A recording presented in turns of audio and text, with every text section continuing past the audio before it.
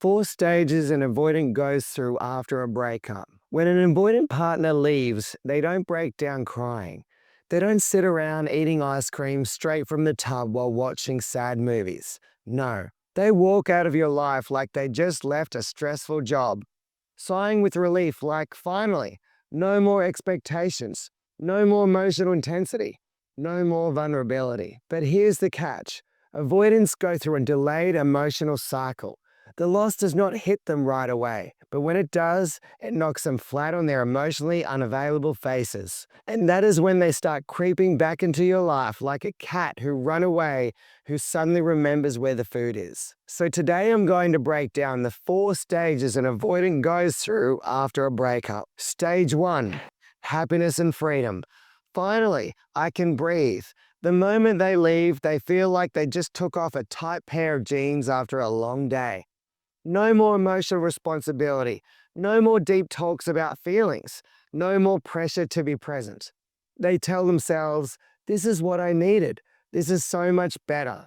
They throw themselves into distractions. Instead of sitting on reflecting on the breakup, like a secure partner would do, avoidants keep themselves busy. But in reality, it's simply a distraction. They just don't want to think too hard about what they just did. At this point, they're fully convinced that they made the right choice. If you text them during this phase, expect responses that feel as cold as a fridge.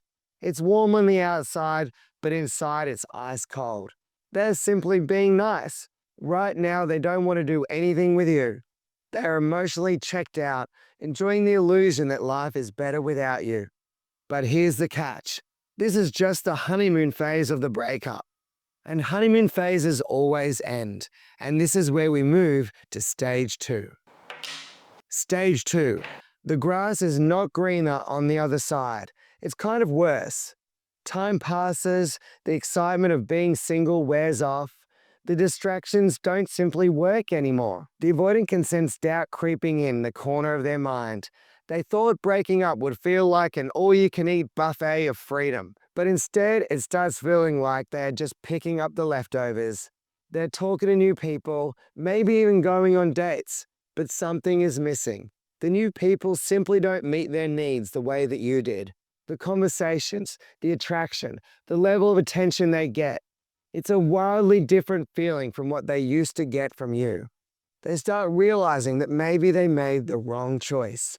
They do not want to admit it yet, but something feels off. Instead of dealing with this uncomfortable feeling, they try to push it away.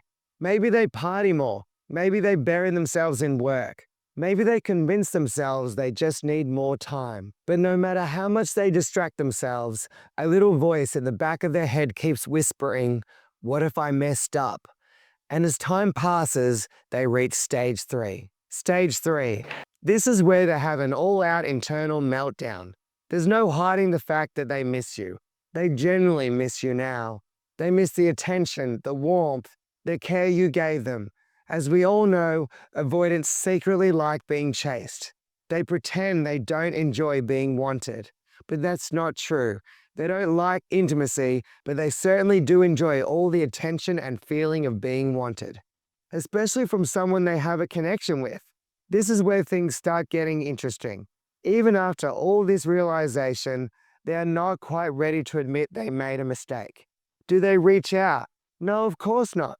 That would require vulnerability, and avoiders treat vulnerability like I treat people who want open relationships. I run away from it. Instead of admitting their fault, they will convince themselves that you will reach out to them. If she really loves me, she'll text me back. If he really loves me, he will reach out. This is the phase where they start creeping back in subtle ways. Maybe they watch your Instagram stories. Maybe they accidentally like an old photo. Maybe they send a casual text like, "Hey, hope you're doing well," pretending like they're just checking in, when really they're testing the waters. They're measuring your intentions and interest level. They still want you to do the chasing. They want you to give them the emotional security that they walked away from. And if you do, if you text first, if you try to fix things, if you act like you are still waiting for them, their ego gets fed. They feel in control again. And guess what? The cycle repeats. But if you do not chase them, this is when they hit the final stage. Stage 4, the maybe we should try again stage. They have not reached out, you have not begged for them to come back, you have not done what they expected. All you have given them is silence. Now panic sets in. They start remembering the good times. They miss your intimacy, your presence, your safety. They convince themselves that the breakup was not really what they wanted, that maybe they were just stressed, that maybe they were just too quick to walk away. They forget why they left, and now all they can think about is how much they love you. Your silence reignites a certain passion and care for you in their heart. And that is when you get the real message, not just a casual, hey, how have you been, but something with a little more weight, something that suggests they want to come back. They may try to act casual and nonchalant, but the truth is, they are now desperate to have you. But remember, an avoidant will never show their desperation, no matter how much that they want to. They'd rather be single and alone for the rest of their lives than admit the harsh reality. Now here's the big question. Do you take them back or do you reject them and move on with your life? It all depends on you, how much you love them. But perhaps more importantly, what they did to you during the time of the breakup. Maybe they dated multiple people and acted like a degenerate during the breakup. You were hurting in your room because of the breakup, and they're in restaurants with new people having fun. That's not fair to you. Me, personally, I would not take someone back after such behavior. So be clear about what your values are.